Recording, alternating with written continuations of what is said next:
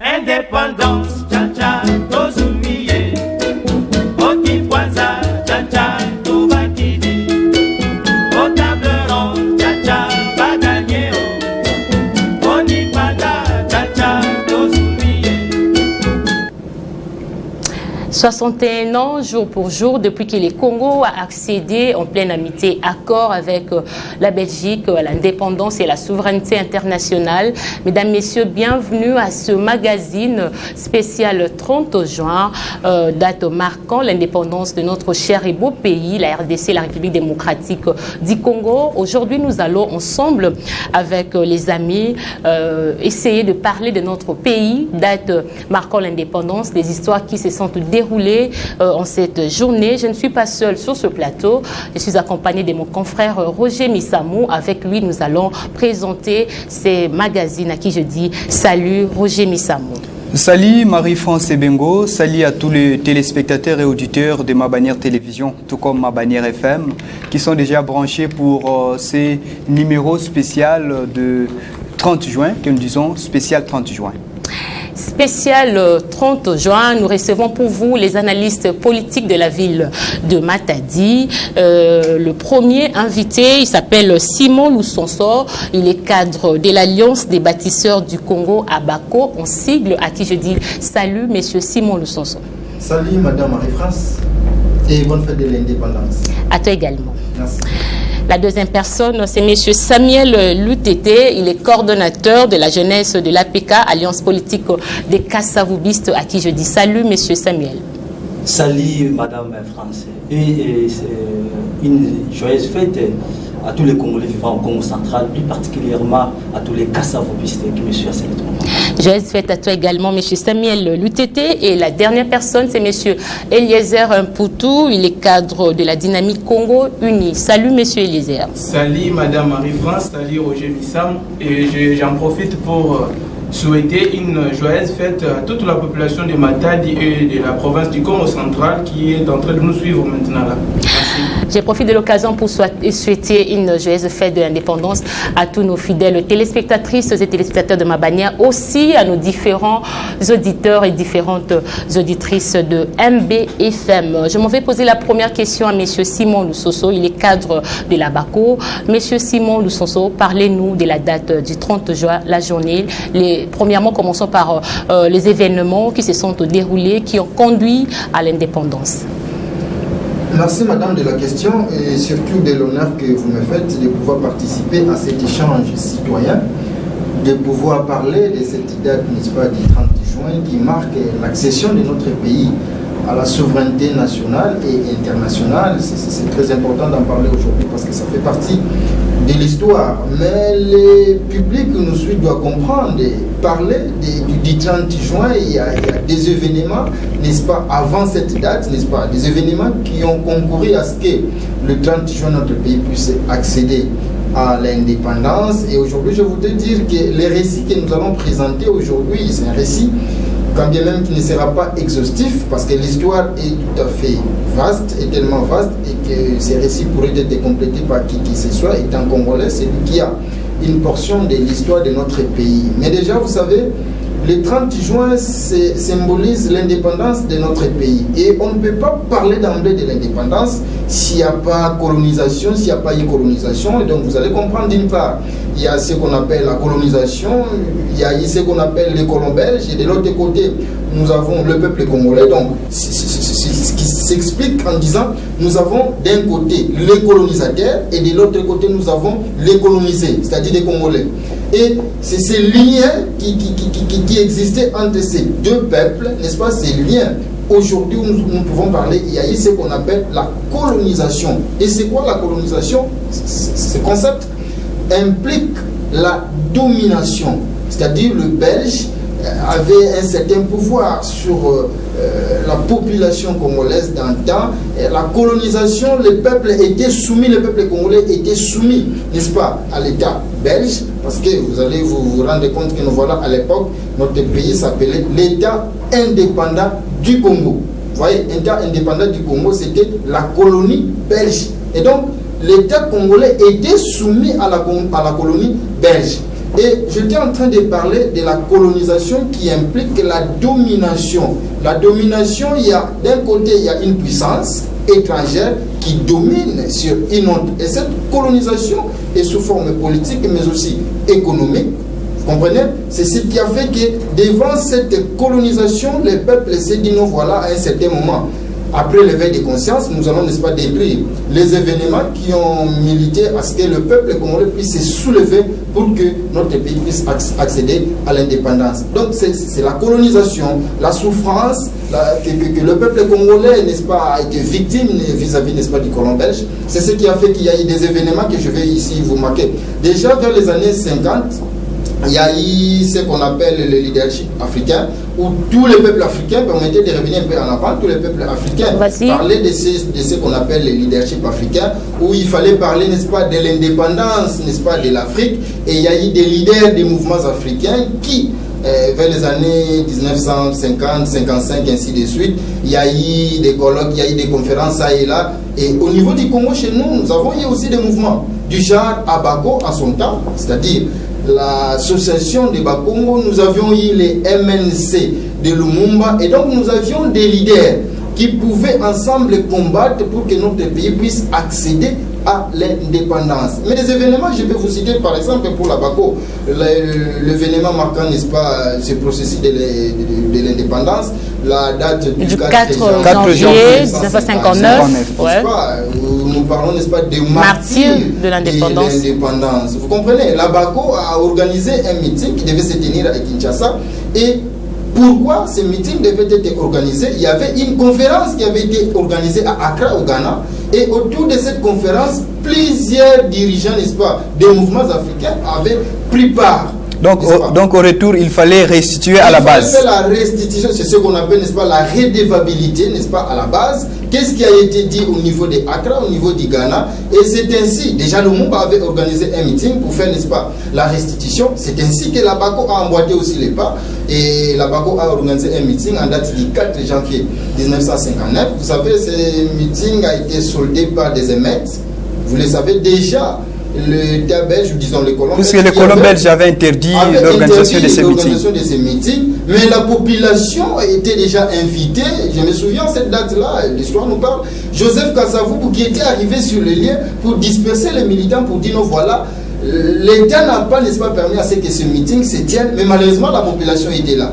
Et voilà, cet événement sera, n'est-ce pas, ou sinon, il y a un autre événement qui va coïncider, c'est-à-dire le match de l'ASV Club, qui a opposé l'ASV Club à l'équipe, n'est-ce pas, de Mikado au stade des Martyrs. Et voilà, notre équipe, l'ASV Club, a perdu. Et au sortir du stade, les militaires de l'ASV Club arrivaient à la place Imika. Et voilà, la situation va dégénérer. Et donc, c'est un événement qui marque déjà le processus vers l'indépendance. Parce que la population était déjà de prendre conscience, n'est-ce pas, de pouvoir se prendre en charge. La Bako se préparait déjà, préparer les institutions, mettre les institutions en place pour que le peuple congolais puisse prendre les choses en main. Mais à côté, n'est-ce pas, de la Bako, à côté de Kasavubu, nous avons aussi le Lumumba, comme je l'ai dit. Déjà, s'il faut revenir en arrière, après les événements, n'est-ce pas, du 4 janvier 1959, vous avez vu, ce qui a poussé les rois Baudouin Ier, qui a, n'est-ce pas, tenu un discours, je pense, en date du 13 janvier, et il a convoqué, n'est-ce pas, la table ronde de Bruxelles, qui devait se tenir en date du 20 janvier 1960 et jusqu'au 20 février 1960. Mais en ce moment-là, il faut retenir, il faut souligner déjà que Lumumba était dans un état d'arrestation. Mais Kasavubu qui va participer à la table ronde, et pendant les négociations, Kasavubu était catégorique pour dire non, on ne peut pas négocier l'indépendance aussi longtemps que Lumumba. Les autres sont arrêtés. D'arrestation. Vous voyez, déjà Kasavubu qui a manifesté l'amour, la solidarité, parce que Kasavubu s'est dit l'unité dans l'action. Lorsque nous sommes unis, c'est une force pour frapper. C'est ce qui a fait que Kasavubu a haussé la voix et Lumumba a été libéré. Mais déjà, avant que Lumumba ne puisse arriver à Bruxelles, déjà, la date du 30 juin avait été déjà fixée avec Kasavubu. Et donc voilà, ce sont ces événements. En dehors de ça, nous allons développer, nous allons vous citer d'autres événements qui ont concouru plutôt à la date du 30 juin marquant l'indépendance de notre pays. Voilà, nous allons développer petit à petit. Chers auditeurs, chers téléspectateurs de Mabanière Télévision et FM, nous évoluons petit à petit. Nous avons M. Samuel Lutete Diluemba, qui est de l'alliance l'alliance politique des Kassavoubistes, ici au Congo central, le coordonnateur de la Ligue de jeunes. Merci beaucoup. Nous parlons de l'indépendance et avant l'indépendance, bien qu'il y a votre co-débatteur ou interlocuteur Simon Lusson, qui a déjà brossé l'histoire, mais qu'est-ce que nous pouvons retenir également de votre part? Merci beaucoup. D'ailleurs, je me fais l'honneur d'y être présent et de représenter valablement ce beau et grand parti qui est l'Alliance politique des Kassavoubistes, alors avec qui nous sommes en honneur en ce jour, le 30 juin 2021. Donc, pourquoi nous sommes en honneur? Parce que c'est bien lui qui est notre idole, c'est bien lui, le plaque tournant. Alors, vous me permettrez un peu de faire une petite analyse, c'est-à-dire allez-y, oui, allez-y. En arrière, tout le monde nous le savons, parce que mon confrère venait aussi déjà de les brosser, mais je vais juste les paraphraser pour venir dans la thématique, qui est l'indépendance. Alors, le Congo a connu une période après, je dirais après les 1885, tout le monde le savent, partage de l'Afrique. Nous savons, les Belges se sont procurés du Congo à travers son roi puissant, qui est d'abord en tout premier lieu concis les Congo comme c'était sa propriété privée. Une propriété privée, oui. Propriété privée, et après, on a donné de le libérer maintenant aux yeux de toute la Belgique. Alors, on a vu des émeutes, on a vu les 80 ans de colonisation. Moi, je pense que mon frère venait de le dire.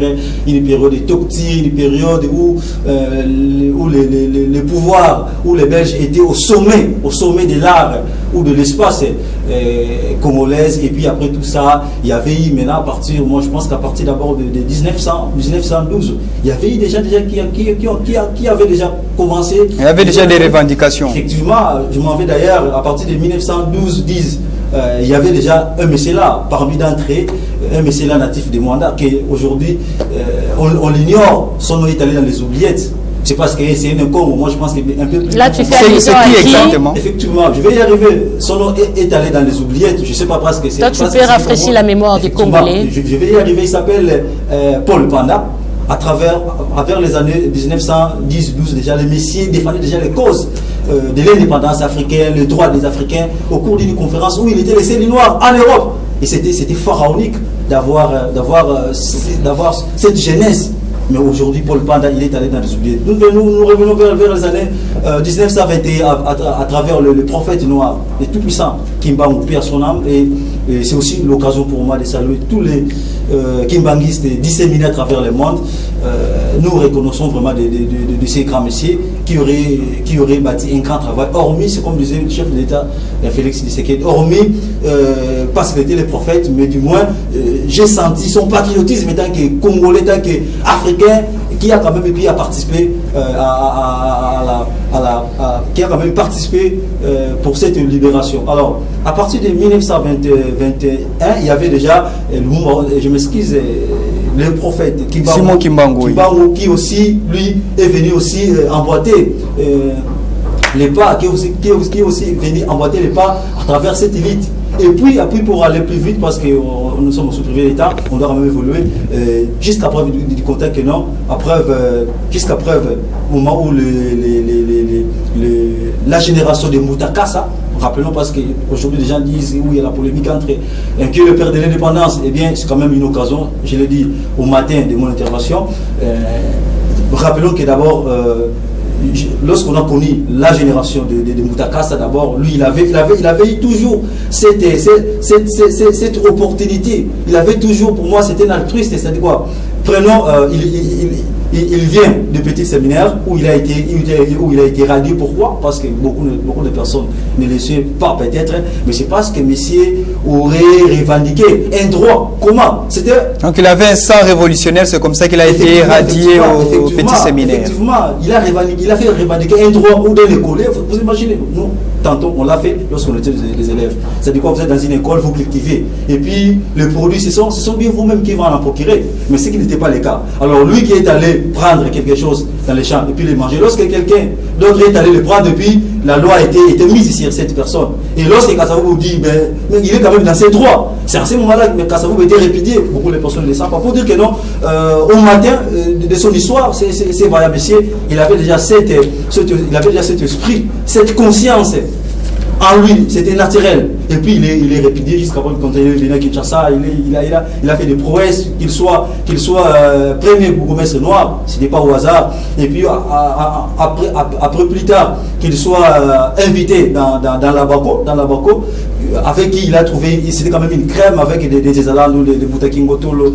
les vice-présidents, les Kanza. Et puis lorsque Messi arrive, et puis ils se sont mis unis, et puis jusqu'à preuve contraire, ils ont commencé à lutter avec la Bako. Vous imaginez qui était le tout premier parti politique, la toute première formation politique, beaucoup de gens l'ignorent. Voilà, donc il quitte les petits séminaires, il devient le premier bourgmestre, il arrive, il appuie la Bako, et puis... À l'âge de 34 ans, il devient le président national de la Bako. C'était déjà la Bako qui était au jadis une association, mais même le gouverneur de la ville belge qui a signé cet arrêt, le monsieur aurait même été arrêté parce qu'il ne savait pas quel est ce sentiment qui m'a poussé de signer le fonctionnement de cet aspect. Il a autorisé le fonctionnement de l'association. Effectivement. Merci beaucoup. Je me suis dit, je vais y partager.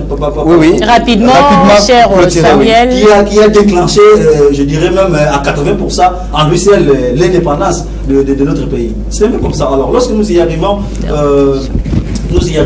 il y avait effectivement, nous allons à notre événement, l'événement marquant qui a précipité même l'indépendance de notre pays.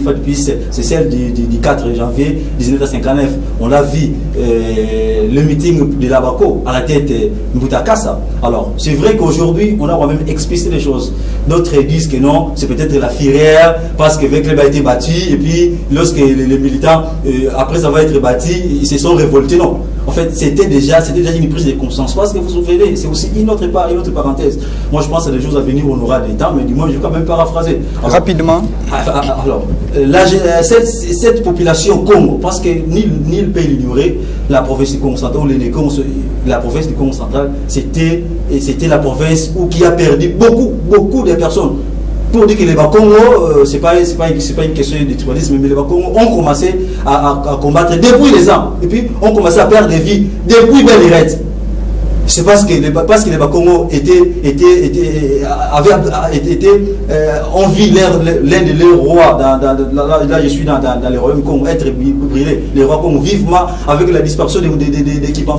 C'est déjà une population qui avait déjà les sangs révolutionnaires. Donc, merci, monsieur. Merci Samuel, vous aurez le temps, vous allez évoluer petit à petit. Nous avons Eliezer Poutou. L'indépendance, nous revenons un peu en arrière. Il y a Simon Lusonzo qui a parlé de l'historique, donc l'avant-indépendance, colonisation, ainsi de suite. Et il y a l'ami également Kassavoubiste qui vient de parler presque de l'évolution des Kassavoubou, le tout premier président de la RDC. Nous allons y arriver. Et de votre côté, avant l'indépendance, qu'est-ce que nous pouvons retenir pour parler de l'indépendance aujourd'hui? Merci de la question posée. En fait, je suis en difficulté parce que je suis en face des jeunes très aguerris par rapport à l'idéologie. Nous avons un qui est de la Bako. Vous allez vous en sortir. Qui est des Kassavoubou, tout ça. Donc, ça me met quand même dans un état de stress pour disséquer par rapport à l'histoire. Mais on peut quand même dire quelque chose. Par rapport à tout ce qu'ils ont dit, je ne vais pas faire la redondance, revenir à tout ce qu'ils ont dit parce que déjà, c'est une fierté pour moi, voir des jeunes comme moi disséquer l'histoire de notre pays et ça me fait quand même du bien. Mais nous pouvons quand même apporter quelque chose.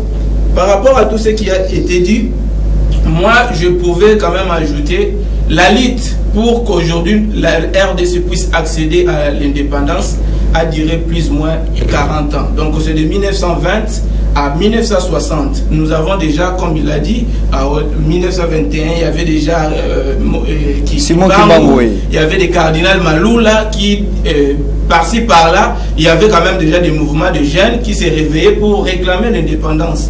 Mais quant à ça, il y avait quelque chose qui avait caractérisé la population congolaise, c'était la solidarité.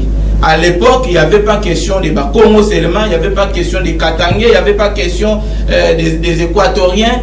tous étaient unis pour une seule cause. D'ailleurs, nous avons l'exemple, une fois à la table ronde, il y a le fait Kassavou qui demandait, tous ces groupes-là qui demandaient, avant qu'on puisse débattre au sujet de l'indépendance de notre pays, il faut que notre frère Lumumba puisse être là. Mais je me dis, si c'était aujourd'hui, peut-être on allait écarter les autres. Voilà un peu la chose qui m'a toujours fait du bien, de voir cette solidarité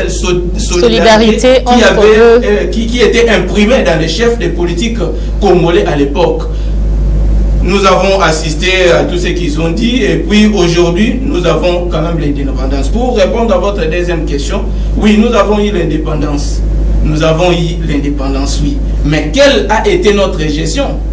Vous savez, l'Éternel a... Nous allons y arriver. C'est d'ailleurs la gestion de chaque président. C'est d'ailleurs la deuxième question. Je peux quand même arrêter. En tout cas, merci beaucoup. Gardez votre souffle. Merci beaucoup. Nous commençons déjà, Monsieur Simon Lussoso, parlons de la gestion parce que chaque président, 61 ans après l'indépendance de la RDC a connu 4 ex-présidents et puis actuellement nous avons un nouveau président à la tête, ce qui fait 5 au total. Parlons de la gestion de chaque président en commençant par le fait Joseph Kasavubu. Qu'est-ce qu'on peut retenir de la gestion des Kasavubu? Merci beaucoup, madame. Mais avant de répondre à votre question, puisque nous parlons de l'histoire, tantôt nous étions en train de parler des événements marquants, ou disons, avant d'arriver à cette... Qui ont précédé l'indépendance. Vous savez, il y a tant d'autres acteurs qui ont concouru, n'est-ce pas, à ces processus vers l'indépendance. Ici, on ne peut pas oublier le général de Gaulle, qui a prononcé un discours ici à Brazzaville, c'était le 23 août 1958, lorsqu'il va dire l'indépendance, quiconque la voudra pourra la prendre, n'est-ce pas? Et la métropole ne peut s'y opposer. Et c'est ce discours qui a révolutionné presque tous les Africains, notamment les Congolais. Et en dehors du général de Gaulle, je pense qu'il y a eu, n'est-ce pas, le plan de 30 ans, parce qu'il ne faut pas oublier aujourd'hui, parce que parfois on s'est dit, est-ce qu'il fallait que la RDC puisse accéder à l'indépendance déjà en 1960? C'est la question parfois que chacun se pose. Vous comprenez, il y a un acteur majeur qui a parlé, n'est-ce pas, qui a proposé le plan de 30 ans, c'est le professeur Van Bilsen qui a proposé le plan de 30 ans parce qu'on s'est posé la question, il fallait d'abord préparer l'élite congolaise avant d'accéder à l'indépendance. Qui doit diriger le Congo? Quels sont les cadres qui doivent gouverner? C'est en cela, il y a eu, n'est-ce pas, les voix se sont levées, qu'il faut un temps pour préparer les cadres, pour préparer l'élite avant d'accéder à l'indépendance. Donc je venais de vous citer le plan de 30 ans du professeur Van Bilsen, et c'est en cela, le cardinal Maloula va réagir avec son plan de la manifestation de la conscience africaine. Lui, avec son groupe, du moins, ils ont donné un feu vert, ils ont accepté le plan de 30 ans proposé par le professeur Van Bilsen. C'est là où la Bako avec Kasavubu qui va régner ses plans. Parce que Kasavubu qui va demander l'indépendance immédiate. Lorsque la conscience africaine, la manifestation de la conscience africaine va réagir pour adopter ou sinon donner un quitus par rapport au plan du professeur Van Bilsen, mais la Bako va dire non, nous voulons l'indépendance immédiate. Donc c'est l'ensemble de ces événements qui ont fait qu'aujourd'hui l'indépendance soit, disons, proclamée le 30 juin 1960. Donc c'était un combat de longue haleine. D'accord. Revenons maintenant à la date, n'est-ce pas, du 30 juin. Là aussi, il faut en parler avant. Il faut dire quelques mots. Oui. Il faut dire quelques mots avant peut-être de parler de la gestion de chacun des chefs de l'État. Le 30 juin, vous avez compris ce qui s'était passé. Il y a des gens qui avaient été programmés par les protocoles qui devaient intervenir, notamment le roi Baudouin Ier qui devait tenir un discours, notamment le président Joseph Kasavubu qui devait intervenir. Mais malheureusement, Lumumba n'était pas programmé. Il n'était pas proclamé. Mais malheureusement, il s'était improvisé. Mais peut-être on peut se poser la question, qu'est-ce qui a motivé Lumumba à s'improviser, à tenir un discours?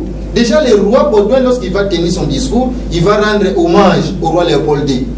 Et Kasavubu, lorsqu'il va prendre des paroles, lui également va rendre pouvoir, disons, hommage aux colons belges. Et Lumumba était furieux en disant non, Kasavubu ne pouvait pas rendre hommage aux colons belges parce que l'indépendance n'était pas un cadeau. Si l'indépendance a été conquise, c'était une lutte. Et donc Kasavubu ne pouvait pas rendre hommage, mais il fallait dire à ces Belges. Nous avons subi les coups de bâton matin, midi et soir. Nous avons subi les insultes, les injustices. Et donc, il fallait lutter pour qu'aujourd'hui... Et en dehors de ça, les sangs a coulé pour avoir ça.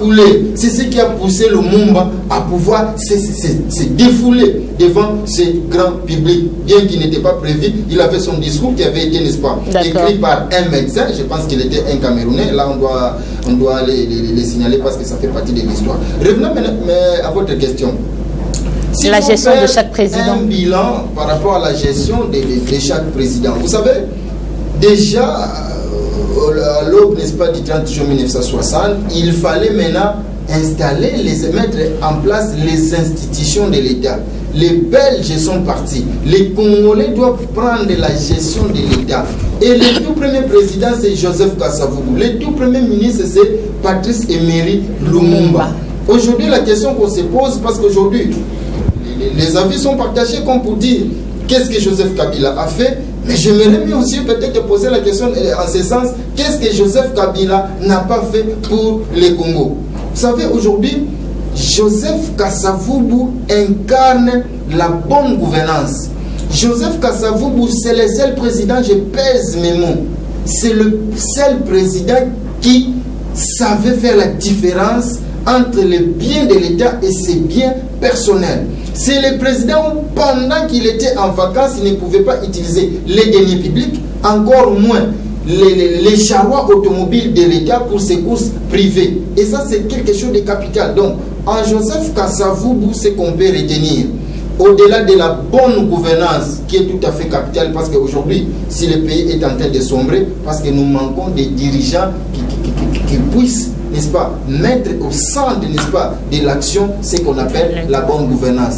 L'intégrité morale. Quelle est la morale, l'intégrité morale de nos dirigeants aujourd'hui? Et aujourd'hui, à l'unanimité, Kasavubu fait l'exemple. À l'unanimité, je dis, personne ne peut contredire aujourd'hui ce qu'a été Joseph Kasavubu en ce qui concerne la gestion de la chose publique. Mais par rapport aux réalisations, parce que beaucoup peut-être pensent de manière erronée que Kasavubu n'a rien fait. Vous savez, d'abord Kasavubu... Non, les réalisations de Joseph Kasavubu. Je viens. Kasavubu, c'est parmi d'abord, sur les plans diplomatiques, les cofondateurs des ex-OIA, aujourd'hui l'Union africaine. Aujourd'hui chapeauté par le président Félix Antoine Tshisekedi Tshilombo. Il est le président de l'Union africaine. Joseph Kasavubu a été le cofondateur de l'organisation de l'Union africaine. Et en cela, c'est lui qui a proposé, en son temps, la construction de l'actuelle cité de l'Union africaine. C'est Kasavubu. Non, il a proposé, mais n'avait pas réalisé. Il a commencé la réalisation. C'est son projet. C'est son projet, il a commencé, et cela a été parachevé par Mobutu. Donc c'est lui qui a commencé. Au-delà de tout, parce que vous savez, après l'indépendance, il fallait travailler sur l'éducation. On ne peut pas envisager le développement, booster le développement, si on ne s'en prend pas à l'éducation, n'est-ce pas, de la jeunesse. C'est pourquoi Kasavubu s'est attelé à la construction des institutions scolaires et je dirais même universitaires. Ici, je peux vous citer l'UPN, je peux vous citer l'IBTP, je peux vous citer l'ISTA. C'est l'œuvre de Mouta Joseph Kasavubu. Ça, on ne peut pas ignorer.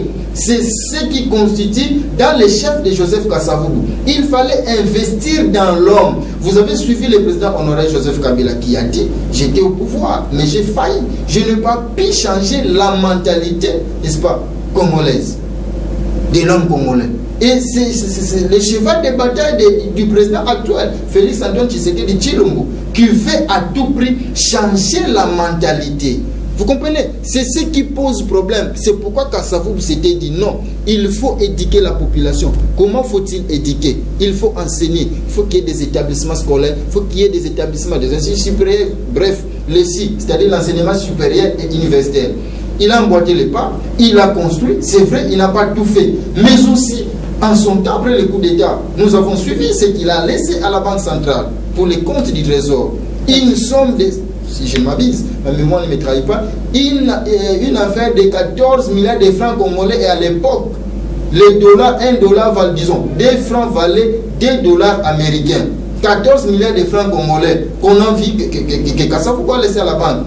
Aujourd'hui, ce que nous sommes en train de vivre, Lorsqu'après un régime, généralement le régime qui vient, il vous dit non, voilà, qu'est-ce que j'ai rencontré à la base? Je n'ai presque rien retrouvé. Il y a des dettes, il y a ceci, il y a cela, et celui qui vient doit commencer par payer les dettes. D'accord, parlons de la gestion de Mobutu. À laisser des ressources. Ok.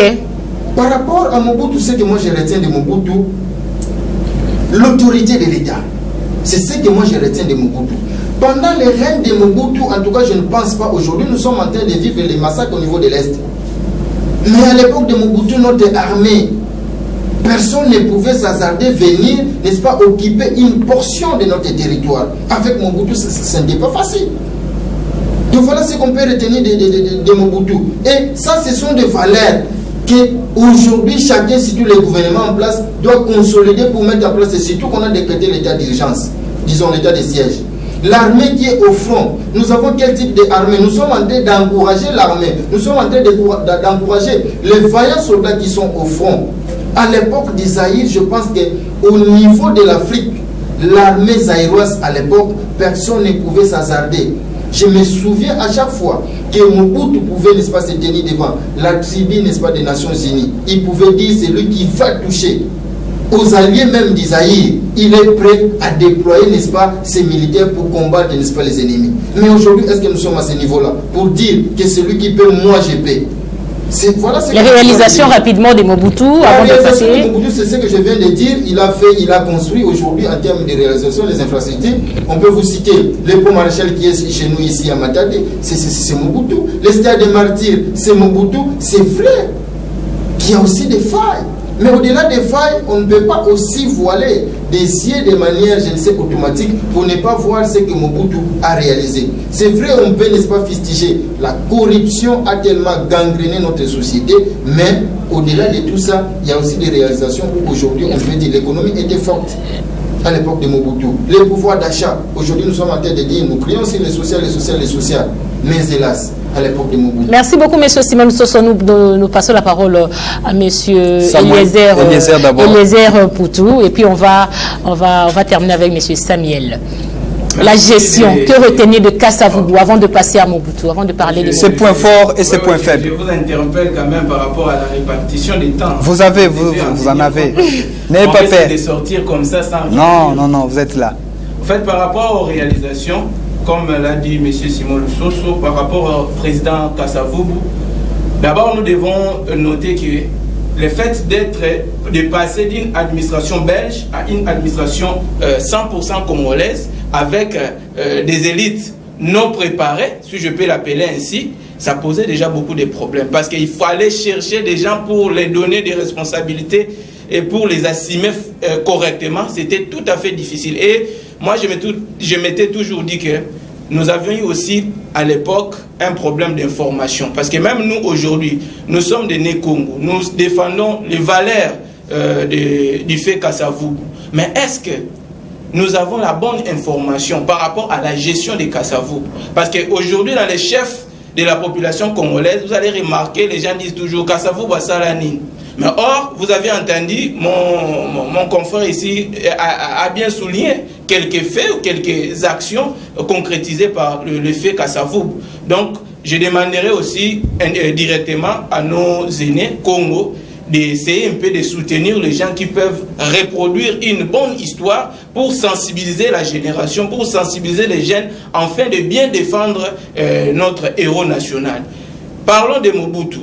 Je vais essayer un peu de disséquer par différents secteurs. Je prends sur le plan politique. La prise de pouvoir du général Mobutu à l'époque, avant de devenir président et puis maréchal, nous avions assisté à un président Kasavubu qui a été pacifique. Parce que s'il n'était pas pacifique, on allait assister à des guerres. Parce que ce n'était pas facile, tu es président de la République, il y a un autre Congolais qui vient, qui s'autoproclame aussi président de la République, il te dit de rentrer chez toi, rentrer à Boma. En tout cas, si le président Kasavubu n'était pas pacifique, on allait peut-être assister à des guerres. Surtout qu'il était populaire, il allait peut-être se retirer avec le Congo central à côté. Or, déjà, au niveau de Kinshasa, il était le plus aimé, Kasavubu. Vit son statut de la BACO, de l'association, et puis jusqu'à devenir bourgmestre, tout ça. Mais lui n'a pas voulu créer des désordres, il n'a pas voulu créer la guerre. au niveau de Kinshasa ou au niveau des institutions. Mais après la prise du pouvoir par le président Mobutu, nous avons senti après une stabilité politique. On a quand même eu des institutions qui ont quand même fonctionné. Et avec le temps, sur les plans socio-économiques aussi, on avait vécu une république, en tout cas digne de son nom. Stable, digne de son nom par rapport aux autres pays africains qui avaient le même âge de l'indépendance avec nous. Et sur le plan national ou sur le plan international, le peuple congolais valait quand même quelque chose par rapport à aujourd'hui. Ça, on ne peut pas nier ça. Sur le plan infrastructure, nous avons Inga, qui a été construit à l'époque de Mobutu, si je ne me trompe pas. Nous avons les ponts Marshall, nous avons des universités, nous avons beaucoup de choses. Mais cela, nous devons aussi noter par rapport au temps que Mobutu a fait au pouvoir. 30 ans. Oui, 30 ans. 32 ans. Mais or, le président Kassavou n'avait fait que 4 à 5 ans comme ça. Mais Mobutu a fait plus de 32 ans au pouvoir. Donc, ça lui a quand même permis de construire par rapport aux autres. Nous passons à l'époque de Musée Laurent Désiré Kabila. Non, avant d'en arriver, il faut que Samuel puisse intervenir. Nous parlons de la gestion de Kasavubu, le tout premier président de la Je voulais ajouter quelque chose par rapport aussi à la géopolitique. À l'époque du fait Mobutu, on n'avait pas le temps de dire celui-ci c'est le Mkongo, celui-ci Moluba, pas de tribalisme. Il n'y avait pas de tribalisme parce qu'on pouvait voir un gouverneur originaire du Congo central mais qui est en train de diriger les Kasaï. On pouvait avoir un Kasaï venir diriger le Congo central. Voilà un peu une richesse aussi qui nous fallait. Parmi les points forts du Mobutisme, M. Samuel, nous parlons de la gestion de Kasavubu, le tout premier président de ces pays. Les points forts et les points faibles que nous pouvons noter de sa gestion. Merci beaucoup une fois de plus pour cette prise de parole. Et avant d'y arriver, j'aimerais un peu retourner un peu de l'indépendance parce que je suis tellement fin. D'abord, moi je pense, comme je vous avais dit, qu'il rapidement, quelques secondes. Il y a une le temps nous est imparti, M. Samuel, soyez bref. Je suis bref. Et puis je vais aussi me rendre compte des temps que vous avez pu donner à mes débatteurs. Répartition équitable du temps. Voilà, évoluer. L'indépendance de notre pays. Il y a une Imbonglio qui règne dans le chef des Congolais où il est parti. Alors, c'est aussi l'occasion pour moi de leur dire que non, Lumumba est venu à Kinshasa, c'est en 57, 3 ans l'indépendance, alors qu'il était venu déjà retrouver ses vieux ou son vieux, ses plus grands vieux, qu'il encadrait Kassavou déjà en pleine bataille. Alors, qu'est-ce que je veux dire par là? Les gens qui disent que non, le Kassavou ne voulait pas prendre l'indépendance, c'est comme l'explicité mon collaborateur, c'est-à-dire quoi? Lorsque le professeur Van a fait sa mission, celle qui a été donnée par le Premier ministre belge, démontrant est-ce qu'il est temps de donner aux Congolais l'indépendance. Donc Messie est allé pour lui, après avoir mené ses études, a pu conclure comme en droit, il faut 30 ans. Et c'est comme l'a dit toujours mon frère, mais je vais juste lui compléter. Il y avait les premiers groupes à la haute, chapeautés par les cardinals Maloula. Et puis le premier groupe que Maloula avait acheminé, il faisait partie de Lumumba et puis les Bolikanga. Qu'est-ce que le premier groupe est allé dire? Non, nous acceptons, mais du moins il faut nous embaucher des postes. Mais un Kassavou va verrer avec un plus grand parti politique. Lui, il a dit non, c'est ça, nous appelons les manifestes de l'Abaco. Alors, pour ne pas dire que non, c'est là la lumière, c'est le père que vous ne voulez ou pas. Je sais qu'aujourd'hui l'histoire de ces pays est tortifiée par des professeurs, mais qui ont peut-être une mercure à l'égard de ces grands hommes d'État à qui nous devons encore doigt de respect. Alors, s'il faut revenir dans la gestion de Mutakasa, moi je l'appelle même, moi je pense que pas n'importe quel docteur ou je ne sais pas de quel domaine qui va me contredire, Kassavou c'est le meilleur gestionnaire et puis du monde. Pourquoi? J'en ai vu des dictateurs comme le vieux Mobutu, les Kadhafi, celui de l'Allemagne, Hitler. Mais je n'ai jamais vu et jamais entendu un président remettre de l'argent après être dans une mission. Merci beaucoup, M. Samuel. C'est vrai que je n'irai pas trop loin parce que mon frère ou mes condébatteurs m'ont précédé, mais je vais juste les combler là où il n'avait pas assez. Donc pour dire que non, Kassavou c'est le meilleur gestionnaire. Kassavou, aujourd'hui je signale et j'informe ou je rappelle à ceux qui le connaissent que c'est vrai. c'est comme l'ignorant Francis Kalombo qui a dit des vieux, à la fin je lui dirai des vérités. Ce n'est pas le sujet du jour, monsieur Samuel. Effectivement. Ok, parlons de l'indépendance du Congo, la gestion de chaque président. Il a tracé, d'abord, s'il faut revenir d'abord dans les discours. Le discours des rois de Belge, c'était un discours pour donner l'indépendance aux Congolais. Et puis celle de Kassavou, c'était pour faire naître le nouveau État que nous sommes. Maintenant, celle de Lumumba, c'était quoi? Ça quand même contribue. Effectivement. Nous parlons de la gestion de Mobutu. La gestion de Kassavou, parfait, c'est le meilleur gestionnaire. Il a laissé l'argent que le monsieur a pu laisser. Aucun président. En général, la bonne gouvernance. L'intégrité, l'honnêteté, la transparence, la bonne gouvernance. Et sur tous les plans. Nous passons alors à la gestion de Mobutu. La gestion de Mobutu, c'est vrai que notre papa, d'autres Congolais, il a fait 32 ans. Ils nous ont construit les ponts Marshall, les grandes infrastructures, les barrages d'Inga, Martyr et bien d'autres. Non, les réalisateurs de Mobutu, certes, sont énormes. Je vais arriver, madame, laissez-moi le temps, je vais juste pas paraphraser. C'est vrai, sur tous les plans politiques, infrastructures, et moi je pense que dans tout ça, parce que vous ne m'avez pas donné assez de temps d'y entrer en profondeur. Et puis s'il faut les résumer, elle est médiocre. Pourquoi elle est médiocre? Avant que notre papa, notre confrère Joseph Mobutu vienne au pouvoir, le district d'Iba-Fleuve, c'était le district le plus industrialisé de l'Afrique centrale. Après que le monsieur n'ait plus être dans la présidence de la République, on a venu, tous nous savons la réalisation. C'est vrai, une partie de monsieur a pu faire des choses aimables, mais du moins dans l'ensemble, est-ce qu'il faut les coter dans ces 32 ans, le bilan est médiocre.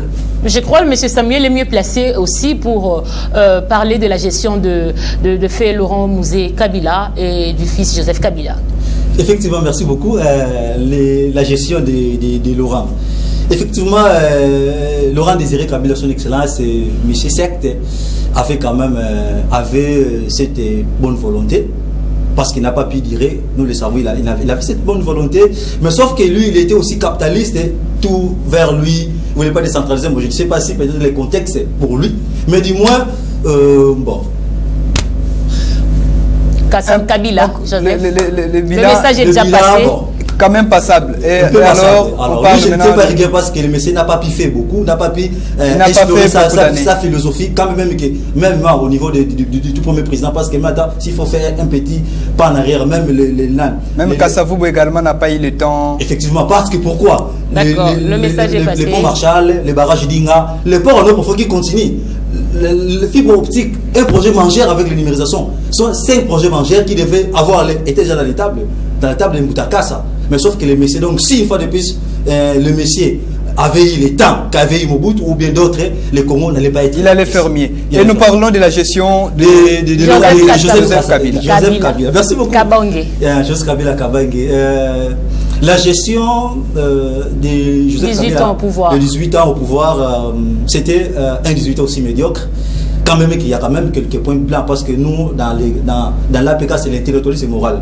Alors, parmi les points positifs, c'est parce que les messieurs, d'entrée de jeu de son pouvoir, les messieurs auraient sauvé quand même les Congo à se disloquer avec l'M+4. Le messieurs, pas de choix, bon, je vais travailler avec 4 vice-présidents. Tout ça, c'était pour former, pour essayer, pour tenir l'unité du Congo, pour que le Congo ne se disloque pas, parce qu'il y avait des leaders de part et d'autre. Donc il faut innover un système pouvant permettre à assumer cette intégrité territoriale. Donc c'est parmi les points quand même pharaoniques que peut-être, moi je pense que nombreux de nos frères l'ignorent, mais du moins dans l'ensemble, les 18 ans étaient encore médiocres, c'était voilà, 18 ans nous a assombris. Un bilan négatif, pardon. Simon Lusonso, on a déjà parlé du bilan de Joseph Kabila et Musée, mais vous pouvez quand même revenir en arrière rapidement pour passer maintenant à l'actuel chef de l'État. À l'actuel chef de l'État, Félix-Antoine Tshisekedi Tshilombo, je pense que Non, revenons d'abord. Donc parlons tout d'abord de Musée Laurent Désiré Kabila, son fils. Okay. Et puis on chute avec... Je ne tiendrai pas rigueur, n'est-ce pas, au fait président Musée Kabila, aussi longtemps qu'il n'a pas fait longtemps, mais ce que je retiens de lui, il avait un message fort. Du genre, n'a jamais trahi les Congo, il a prêché, n'est-ce pas, l'auto-prise en charge. C'est quelqu'un qui avait une vision. Dis-moi, c'est ce président qui a libéré, n'est-ce pas, les Congo, n'est-ce pas, de la dictature du président Mobutu. Il a libéré les Congo, il est venu avec un message fort, mais malheureusement, le destin ou sinon son plan a été, n'est-ce pas, limité par les ennemis de la paix. Et donc voilà, mais dis-moi par rapport à ce qu'il a pu faire, en tout cas moi je suis d'avis, il nous a amené les francs congolais, vous voyez, avec les francs congolais le pouvoir d'achat était quand même appréciable. Et donc le bilan, je dirais, pendant son temps, le peu de temps qu'il a fait à la présidence du pays, je pense que le bilan est positif. Mais parlant de Joseph Kabila, là, je dirais, le bilan est tellement mitigé parce que 18 ans au pouvoir, qu'est-ce qu'il a fait aujourd'hui? La population congolaise ne fait que croupir dans la misère et ces situations que nous sommes en train de vivre aujourd'hui. C'est entre autres Joseph Kabila qui a fait longtemps à la tête du pays, mais qu'est-ce qu'il a pu apporter à ces pays? Mais ce que je retiens positivement, c'est que l'organisation, sinon la tenue du cycle électoral de manière régulière. Aujourd'hui, nous avons un président de la République, Félix Antoine Tshisekedi Tshilombo. C'est grâce aux élections. Aujourd'hui, nous avons des députés élus, des sénateurs élus. Jadis, hier, disons hier, les députés étaient nommés par le président de la République. Mais aujourd'hui, nous sommes en train de connaître le cycle électoral de manière régulière. C'est quand même un acquis. Donc des avancées démocratiques. Il y a des avancées démocratiques et donc là, je ne peux qu'encourager.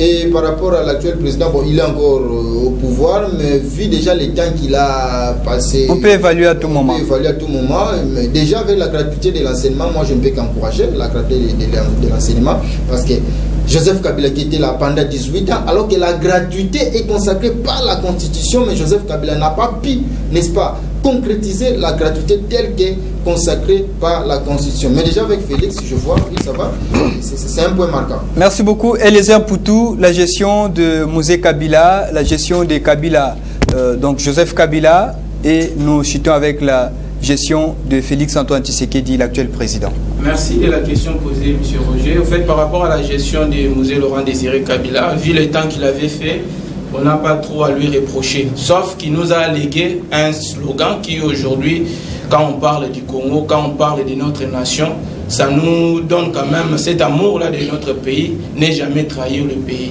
Et puis par rapport à... Prenez-vous en charge aussi. Oui. Prenez-vous en charge. Et puis par rapport à son temps, on avait quand même noté une bonne volonté d'arranger les social du peuple congolais. Parce que vous allez remarquer à son époque, en tout cas, les militaires étaient bien payés, les fonctionnaires, tout ça. Pendant les 3 ans, en tout cas, il n'y avait pas trop de problèmes. Et par rapport à notre frère Joseph Kabila, le bilan est très médiocre. Pourquoi? Aujourd'hui, il nous a légué comme résultat, nous avons des koulounes avec machette, nous avons des koulounes avec cravate, nous avons les voleurs qui aujourd'hui le président Félix Tshisekedi et l'IGF est en train de traquer. Aujourd'hui nous avons des jeunes âgés de plus de 35 ans qui se retrouvent encore dans les toits paternels, sans emploi, diplômés, mais qui ne mangent pas bien, avec beaucoup de difficultés. Joseph Kabila, la régie des eaux, la SNEL, OCC, tout ça, beaucoup de chômeurs, tout ça, ce sont des résultats de la gestion du président Kabila. Et par rapport à notre président... Et les points forts, il n'y en a pas? Les points forts, c'est l'impuissance politique. Voilà, et Félix Tshisekedi. Par rapport au président Félix Tshisekedi, en tout cas, depuis qu'il est au pouvoir, nous assistons à une bonne volonté de mieux faire les choses par rapport aux autres. Et nous avons noté que le président Félix Tshisekedi veut réellement instaurer un état de droit dans notre pays. D'ailleurs, nous avons aujourd'hui une pléthore d'exemples que nous pouvons donner par rapport à la bonne gouvernance qu'il est en train de prôner. Nous avons l'IGF qui est en train de faire un travail que tous nous devons encourager et nous devons soutenir pour démanteler tous les voleurs que M. Kabila a laissés, que M. Kabila n'avait jamais eu le courage de juger ou bien de sanctionner.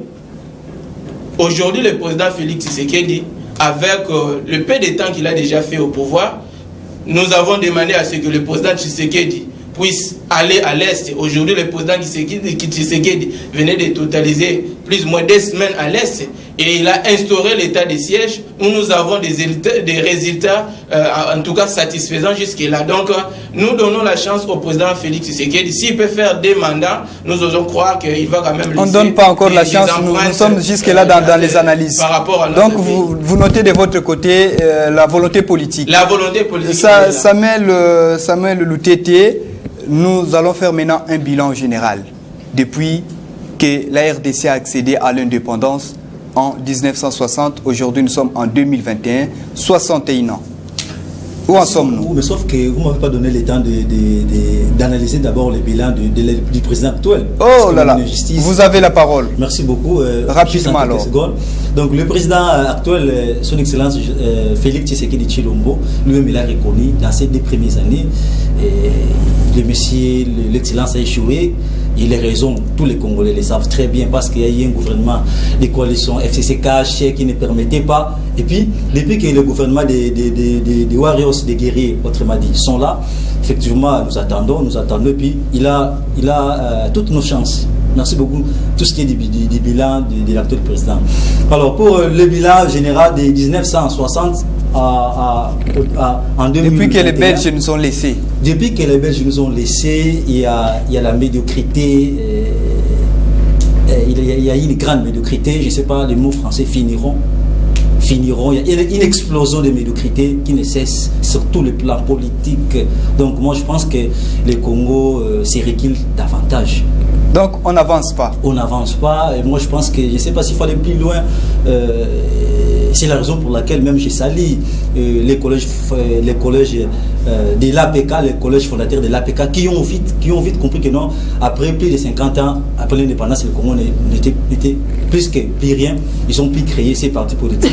Ils ont pu renaître ces valeurs qui est de Boutakassa parce qu'il y a des choses que Boutakassa voulait, mais sauf que ces petits ou ces coéquipiers d'élite n'en voulait pas. Et pour preuve, il a été giflé par le vice-président de la BACO, avec qui, lui, aurait même été corrompu, parce que Boutakassa, vous voulez un État fédéralisé. On est ensemble, mais un État fédéralisé. L'autonomie de chaque province. Le fédéralisme. Et puis aujourd'hui, c'est aussi un message fort. Moi, je lance aujourd'hui, même moi, je peux faire mon accession à la présidence. Mais s'il n'y aura pas le fédéralisme, mon cher journaliste, en tout cas, je ne saurais pas relever le niveau. Merci. Vous allez revenir sur ça dans la perspective d'avenir. Simon Lusonso, nous parlons du bilan global. Depuis que les Belges nous ont laissés jusqu'à aujourd'hui, où en sommes-nous? Je peux affirmer que le bilan est mitigé parce que, vous savez, aujourd'hui, nous ne parlons plus du colonialisme, mais nous parlons du néocolonialisme au Congo, mais je dirais même sur l'ensemble du continent africain, une nouvelle forme, n'est-ce pas, de colonisation, parce qu'il y a ce qu'on appelle le néocolonialisme. On n'est pas totalement indépendant. On n'est pas totalement indépendant sur le plan politique, sur le plan économique, parce que vous comprenez, aujourd'hui, notre économie congolaise est extravertie. Vous comprenez? C'est-à-dire, le visage est plus visé à l'extérieur. C'est-à-dire, nous importons plus et nous exportons moins. C'est ce qui pose problème. Et donc, on doit mettre en place une politique, n'est-ce pas, de la production au niveau interne. C'est ce qui permettra à ce que notre économie devienne forte. Mais si nous dépendons de l'extérieur, c'est ce qui affaiblit même le pouvoir d'achat et c'est ce qui affaiblit. Vous avez compris d'ailleurs avec le fameux dossier, n'est-ce pas, du contrat minier, il fallait renégocier, il fallait parfois nous minerais, mais pour la fixation des prix, c'est l'extérieur qui doit nous imposer les prix. Et cela nous affaiblit. Donc dans l'ensemble, je dirais, le bilan est mitigé, mais il y a des efforts qui sont en train d'être fournis parce qu'ici, sur le plan politique, il faut y aller sur le plan diplomatique pour essayer un peu de relever, n'est-ce pas, la pente. Et je pense qu'avec la présence de notre président à la tête de l'Union africaine, c'est déjà un pas parce qu'il va porter la voix de notre pays dans les concerts des nations. Parce que lorsqu'on est absent dans les concerts des nations, il nous serait un peu difficile de faire, n'est-ce pas, valoir les actifs, sinon les potentialités qui regorgent notre État. Et ça, c'est aussi important. Et ici, je voudrais interpeller. S'il n'y a pas de volonté politique, je pense que ce discours sera pérennisé pour dire après chaque année, voilà, le bilan est toujours négatif, alors que nous devons travailler ensemble pour que le bilan devienne positif. C'est ce qui est important, au lieu de rester statique pour dire chaque année le bilan est négatif. Nous devons travailler pour que les choses changent dans ces pays. Voilà, et les uns pour tous, le bilan global, depuis que les Belges nous ont laissés, depuis que nous sommes indépendants du reste du monde. Le bilan est négatif.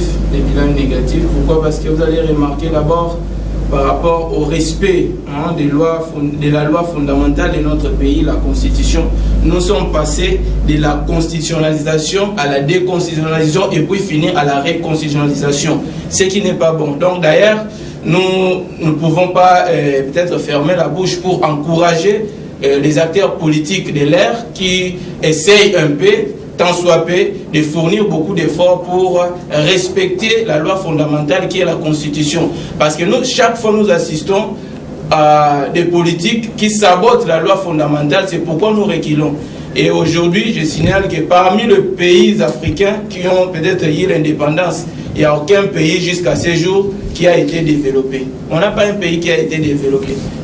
Donc nous pouvons dire que l'indépendance jusqu'à ce jour reste encore absurde. Donc nous devons rebâtir cette nation, nous devons rebâtir notre pays, surtout nous la jeunesse, pour faire quelque chose, pour essayer un peu de bien développer notre pays, pour que demain nous puissions aussi être comptés parmi les pays développés et puis soulager la population.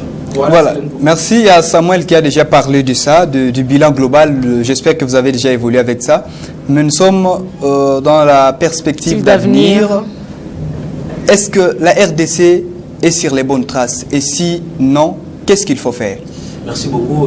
Je l'ai dit, le bilan global, c'est vraiment une médiocrité très bien installée. Alors, pour s'en sortir, je disais il y a quelques minutes que non, je salue le plus le collège des fondateurs de l'Alliance politique de Kassavobi. C'est parce qu'aujourd'hui, le monde entier, ou le Congo, pour que le Congo se développe, eh bien, il faut mettre les idées de Kassavobi au centre de toutes choses. Quelles sont ces idées-là? Vous allez me dire que le système, d'abord, il faut changer. Il faut que le Congo va reconnaître une imitation politique, une imitation ou un tournant décisif.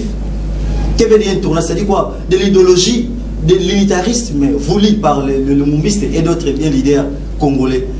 Ils voulaient cet État unitaire où tout il faut centraliser au niveau de Kinshasa. Mais regardez, pendant ce temps, on était en train de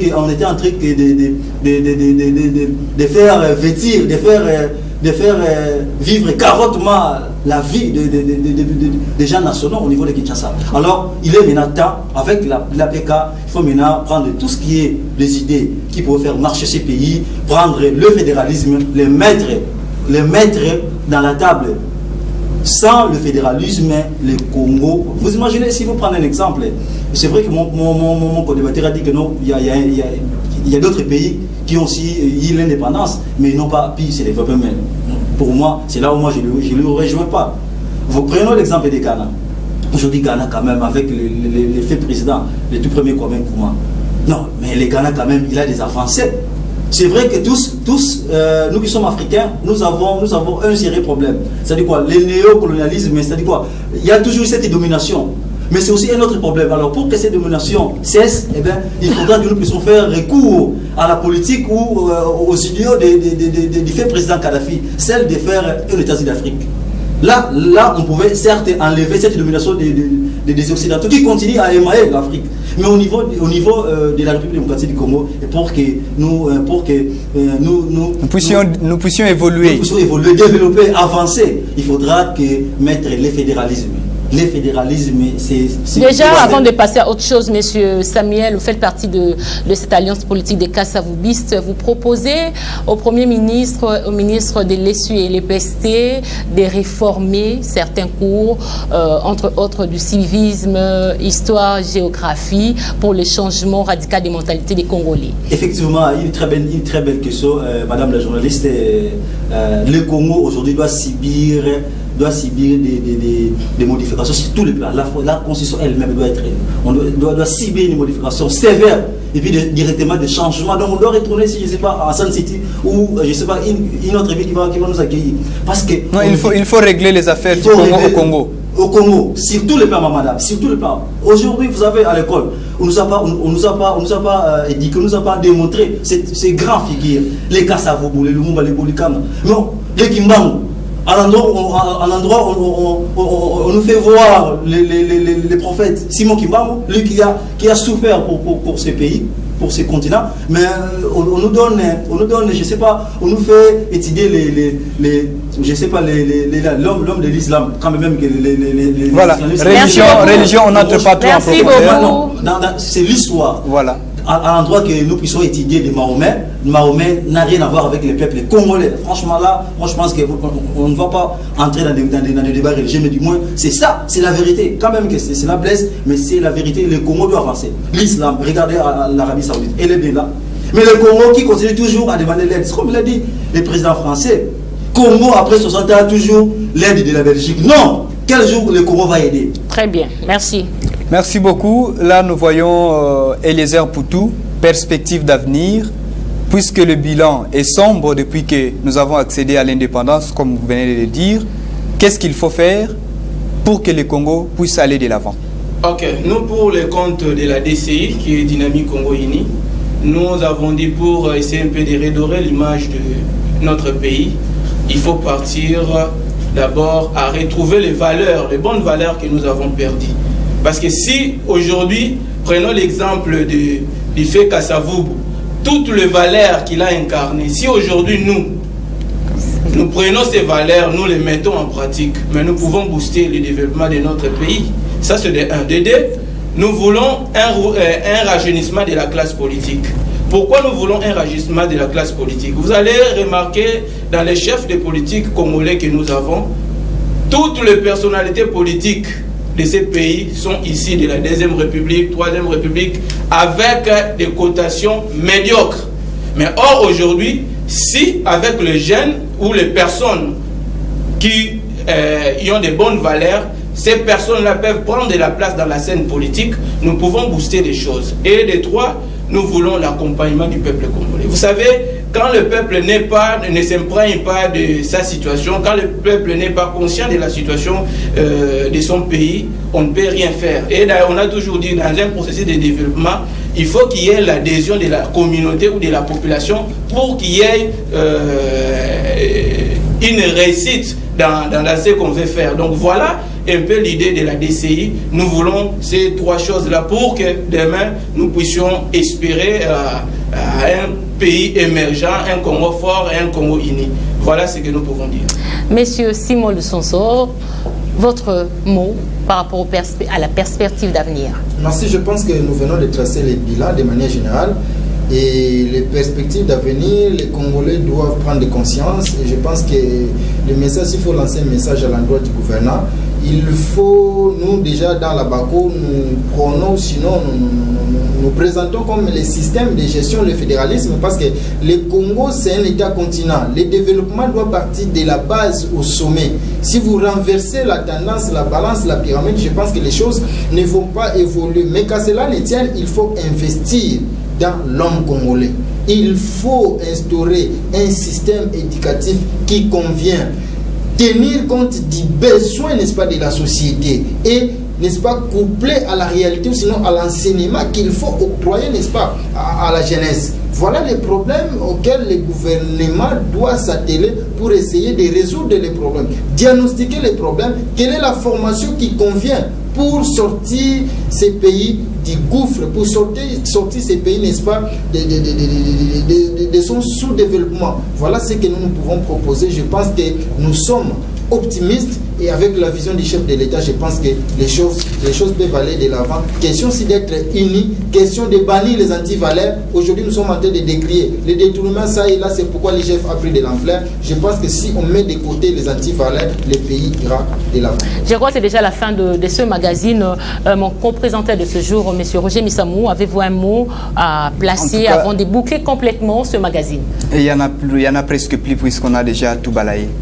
Merci chers auditeurs, chers téléspectateurs de Mabania Télévision et Mabania FM. Nous sommes arrivés pratiquement à la fin de ce magazine spécial 30 juin, date marquant l'indépendance. Ensemble avec nos invités, nous avons pu retracer, parler de cette journée, parler de l'histoire de cette date. En tout cas, merci à vous pour votre attention, vous qui nous suivez de partout. Merci pour votre réelle attention. Nous sommes arrivés à la fin, comme je l'ai dit, à la fin de ce magazine. Merci à la grande équipe technique qui a réalisé. Là, je pense à l'ingénieur Clovis Solo, ingénieur Hervé Mina, Shadrach ainsi que Shadrach Mavungu, ainsi que Grace Falaka. Merci à cette grande équipe technique, pourquoi pas aussi à la grande équipe technique de la rédaction de Mabanière FM. En tout cas, le rendez-vous est pris très prochainement. Restez branchés sur les antennes de Mabanière Télévision. Vous ne serez jamais, je vous dis jamais déçus. Bye bye. Indépendance, tcha tcha.